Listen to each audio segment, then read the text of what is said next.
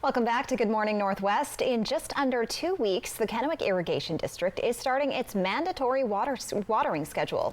Right now, the KID is under a voluntary schedule, but that'll change on July 7th due to drought conditions.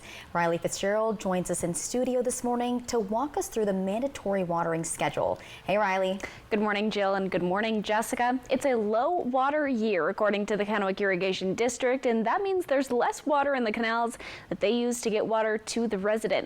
According to the KID, the new schedule coming in will maintain consistent water pressure in the canals, and this means changing some habits for Kennewick residents when it comes to when the sprinklers get turned on. Grass will return. It may be a little brown, but grass will return, and so what we're asking folks to do is to just acknowledge that what you want may not be what you need, and to use the resources that are available, including KID, calling customer service, reaching out to us through social media, by phone, by email. We'll be happy to help you understand what your property needs versus maybe what you think it needs. The Kennewick Irrigation District is putting its residents on a mandatory watering schedule. They say it's so they can spread water service through the year rather than running out and shutting service off early. That all starts July 7th, and KID District Manager Shane Leonard says the end date right now is unknown. So if folks follow the schedule, we'll be able to shorten up that mandatory period of time. If folks don't, then it'll probably extend not just through July, but potentially into August. And so it's entirely dependent upon how well we work together. The mandatory schedule looks daunting at first, but it's actually quite simple. I'll break it down. The Apple Valley News Now newsroom is located at 601 North Edison Street in Kennewick.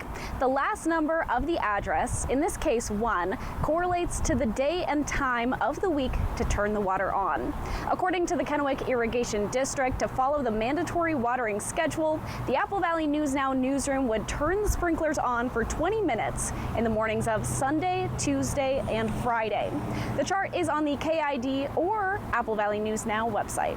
Leonard says a common question they've received is why do people have to pay their full assessment despite being on watering restrictions? He explains it's based off of water available in the system. The system that provides that water exists regardless of how much water is actually in the system. It's like roads, streets, other infrastructure. So we have to operate, maintain, and repair it regardless of how much water is or isn't flowing through the system. And those costs remain, whether we're 100% or unfortunately where we're at right now, which is 47% of supply. KID notes drip irrigation systems and hose waterings are not affected by the mandatory schedule and are encouraged. KID also notes that it's important to understand that the amount of water available is determined by the Bureau of Reclamation and not a local decision. Again, you can find the watering schedule at our website or the KID website, and KID says they're always available to answer any questions. I'll send it back to you two.